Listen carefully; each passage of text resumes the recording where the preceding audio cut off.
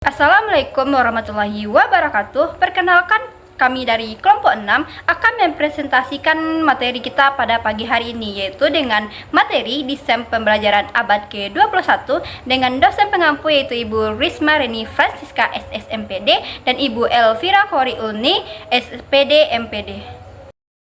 Baik, di sini anggota kelompok 6 yang terdiri dari Adalia Yoti Yasmin dengan NIM 22022128 dan saya Ella Priani dengan NIM 22022070, ada Nela Malia dengan NIM 22022031, ada Novita Sari dengan NIM 22022032, ada Rahayu Landari dengan NIM 22022098 dan yang terakhir yaitu Wanda Agustin dengan NIM 22022179. Nah, langsung saja kepada materi yang pertama yang akan disampaikan oleh rekan saya. Kepada rekan saya dipersilahkan. Baik, terima kasih kepada moderator. Di sini saya akan menjelaskan itu tentang pengertian desain abad ke-21. Desain pembelajaran abad ke-21 untuk pendidik merupakan kumpulan dari 8 modul. Alur pembelajaran menyediakan cara yang jelas dan praktis bagi para pendidik. Untuk mengembangkan keterampilan abad 21 menggunakan teknologi digital bersama para peserta didik mereka. Desain pembelajaran abad 21 untuk pendidik dibangun berdasarkan metodologi penelitian yang menyediakan proses kolaboratorium dan berbasis praktik umum, membantu para pendidik mengubah cara mereka merancang kegiatan pembelajaran yang memperkaya bagi para peserta didik mereka. Baik, mungkin sekian dari pemaparan materi saya. Baiklah, saya akan membacakan materi selanjutnya, yaitu tentang tujuan desain pembelajaran abad ke-21. Tujuan desain pembelajaran abad ke-21 adalah untuk membantu peserta didik dalam mengembangkan keterampilan dan pengetahuan yang relevan dengan dunia nyata. Tujuan pembelajaran abad 21 ada beberapa. Yang pertama yaitu memanfaatkan potensi peserta didik di tengah tantangan global. Desain pembelajaran abad ke-21 bertujuan untuk mengembangkan potensi peserta didik agar mampu beradaptasi dengan perubahan global dan dinamis. Peserta didik tidak hanya dibekali dengan pengetahuan akademik, tetapi juga keterampilan berpikir kritis, pemecahan masalah, dan kemampuan berinovasi agar siap menghadapi tantangan dunia modern. Dengan memanfaatkan teknologi dan pendekatan pembelajaran berbasis proyek, peserta didik dapat memahami isu-isu global serta menemukan solusi kreatif yang relevan dengan kehidupan mereka. Yang kedua ada dapat memfasilitasi peserta didik untuk berpikir dan berkreasi. Pembelajaran abad 21 dirancang untuk menumbuhkan kemampuan berpikir tingkat tinggi, baik secara kritis, logis, maupun kreatif. Peserta didik didorong untuk tidak sekedar menghafal konsep, tetapi juga menganalisis, mengevaluasi, dan menciptakan gagasan baru yang inovatif. Melalui pendekatan pembelajaran berbasis proyek atau kolaborasi, mereka dapat mengembangkan keterampilan berpikir yang lebih fleksibel serta mampu menghasilkan solusi yang orisinal terhadap berbagai permasalahan yang dihadapi dalam kehidupan sehari-hari. Yang ketiga yaitu memfasilitasi peserta didik untuk menjadi pembelajar yang aktif dan komunikatif. Salah satu ciri utama desain pembelajaran abad 21 adalah mendorong peserta didik untuk menjadi individu yang aktif dalam mencari dan mengolah informasi, serta mampu berkomunikasi dengan baik. Proses pembelajaran menekankan partisipasi aktif melalui diskusi, presentasi, dan kerja kelompok, sehingga peserta didik terlatih dalam menyampaikan ide secara jelas dan efektif. Dengan demikian, mereka tidak hanya memperoleh pemahaman yang lebih mendalam tentang materi yang dipelajari, tetapi juga memiliki keterampilan sosial yang dibutuhkan dalam dunia kerja serta kehidupan bermasyarakat.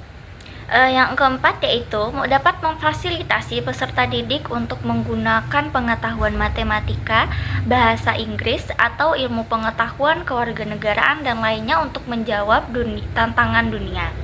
Pembelajaran abad 21 tidak hanya berfokus pada penguasaan teori, tetapi juga pada penerapan dalam situasi nyata.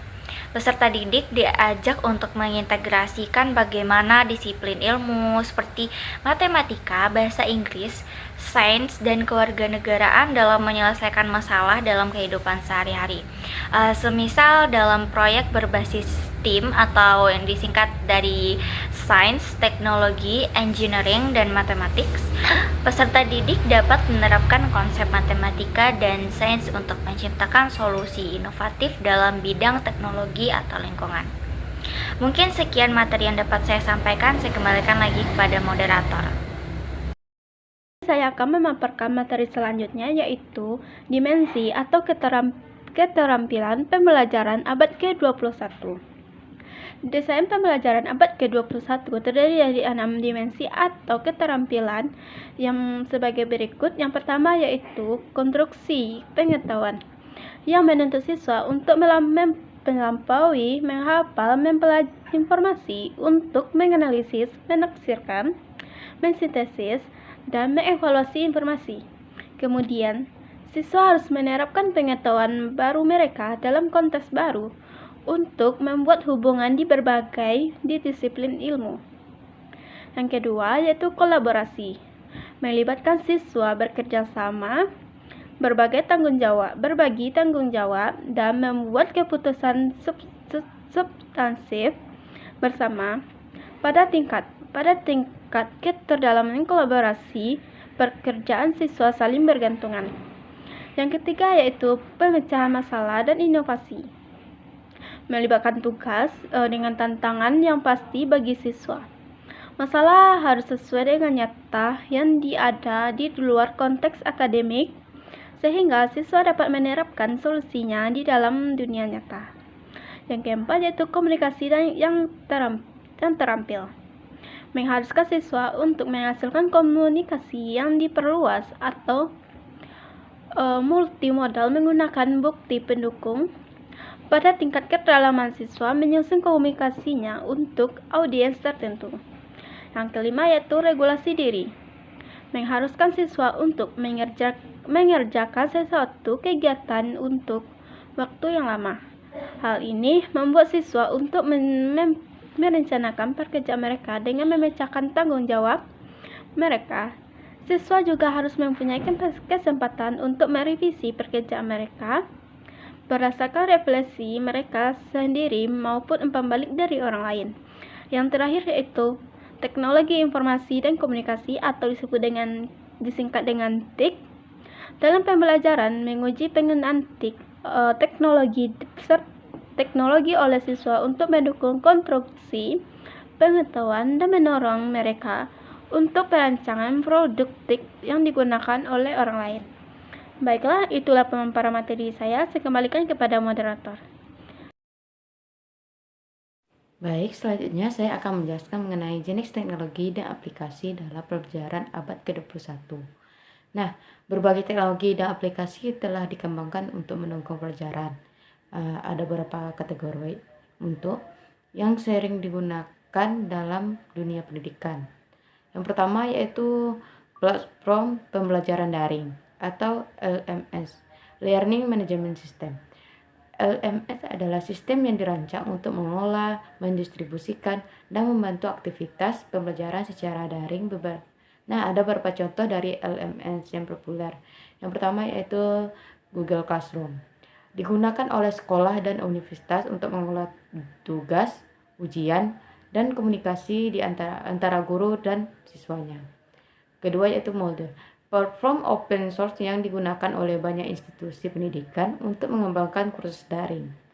Nah, yang ketiga Edmodo, LMS yang berbasis media sosial memungkinkan siswa dan guru untuk berinteraksi dalam lingkungan yang lebih informal. Nah, yang kedua yaitu aplikasi interaktif untuk pembelajaran. Aplikasi interaktif dapat meningkatkan keterlibatan siswa dalam belajar melalui pengalaman yang lebih dinamis. Ada beberapa contoh aplikasi yang sering digunakan. Yang pertama yaitu Kahoot, platform kuis interaktif yang dapat digunakan untuk menguji pemahaman siswa secara menyenangkan. Yang kedua yaitu Quizy, aplikasi serupa yang memungkinkan guru membuat kuis dengan berbagai fitur menarik. Nah, yang ketiga yaitu Nearpod, aplikasi yang memungkinkan guru membuat presentasi interaktif dengan kuis, polling, dan diskusi langsung. Yang ketiga yaitu teknologi augmented reality atau AR dan virtual reality atau VR. Teknologi AR dan VR memungkinkan siswa mengalami pelajaran berbasis simulasi yang imersif. Nah, ada beberapa contoh penggunaannya. Yang pertama yaitu Google Expedition memungkinkan siswa melakukan perjalanan virtual ke berbagai tempat di dunia. Yang contoh berikutnya itu Megacoop, alat berbasis AR yang menggunakan siswa mempelajari objek 3D secara langsung di tangan mereka. Yang keempat yaitu kecerdasan buatan atau AI. Dalam pendidikan, AI digunakan untuk mempersonalisasi penggunaan belajar siswa. Misalnya melalui sistem tutor pintar yang dapat menyesuaikan materi berdasarkan kemampuan dan kecepatan belajar siswa. Contoh AI dalam pendidikan yang pertama yaitu Socrates by Google. Aplikasi yang dapat membantu siswa menjawab pertanyaan dengan memindai soal melalui kamera ponsel. Ini yaitu Duolingo, yaitu aplikasi platform pembelajaran bahasa yang menggunakan AI untuk melaksanakan tingkat kesulitan dengan kemampuan penggunanya. Sekian pemaparan materi saya. Permasalahan dan solusi dalam pembelajaran abad ke-21. Perkembangan teknologi informasi dan komunikasi yang pesat telah mengubah lanskap dunia, kerja, dan kehidupan masyarakat secara signifikan. Hal ini menuntut perubahan mendasar dalam sistem pendidikan untuk menghasilkan lulusan yang mampu beradaptasi dan bersaing di era global. Pembelajaran abad ke-21 menekankan pada pengembangan skill. Abad ke-21 bukan hanya transfer pengetahuan semata, namun implementasi pembelajaran abad ke-21 masih menghadapi berbagai tantangan yang perlu diatasi. Permasalahan dalam pembelajaran abad ke-21. Yang pertama yaitu kesenjangan akses teknologi. Kesenjangan digital antara daerah perkotaan dan pedesaan, serta antara siswa dari latar belakang ekonomi yang berbeda, menjadi hambatan utama dalam implementasi pembelajaran berbasis teknologi. Kurangnya akses internet, perangkat komputer, dan sumber daya digital lainnya membatasi kesempatan belajar siswa. Yang kedua yaitu relevansi kurikulum. Kurikulum pendidikan di beberapa wilayah masih tertinggal dan kurang relevan dengan kebutuhan dunia kerja.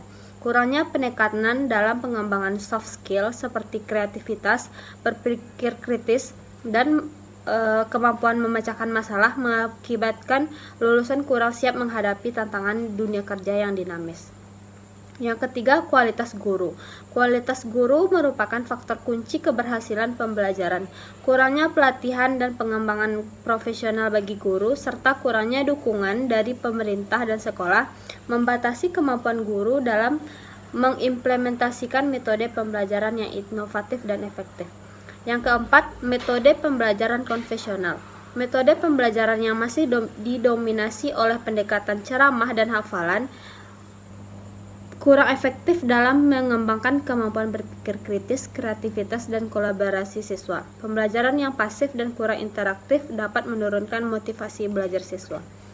Selanjutnya yaitu solusi dan strategi yang dapat dilakukan. Yang pertama yaitu peningkatan akses teknologi dan infrastruktur. Pemerintah dan sekolah perlu meningkatkan investasi dalam infrastruktur teknologi, termasuk penyediaan akses internet yang merata, perangkat komputer dan laptop, serta pelatihan bagi guru dan siswa dalam memanfaatkan teknologi untuk pembelajaran.